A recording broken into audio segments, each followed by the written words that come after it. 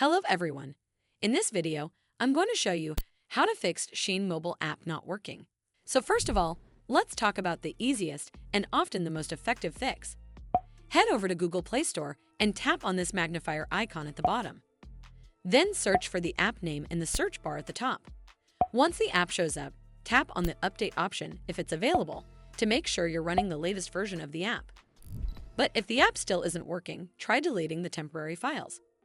Head over to your device settings and then scroll all the way down to Apps and tap on it. From here, scroll down and look for the app. You can see mine is over here. Then tap on it. And once you're on this screen, you need to scroll down and tap on the storage option. It'll take you to this screen. Over here, you need to tap on the Clear Cache option. This removes the temporary files that might be causing issues without affecting your personal data. You can also tap on Clear Data option, but keep in mind this resets the app to its default state, so you might lose saved settings or your login details. But if the app is still acting up, try uninstalling and then reinstalling the app, as it can often fix deeper issues. Simply head over to this app page and tap Uninstall at the bottom, and then tap OK to confirm. Once it's uninstalled, simply head back to the Play Store app to install it back on your device.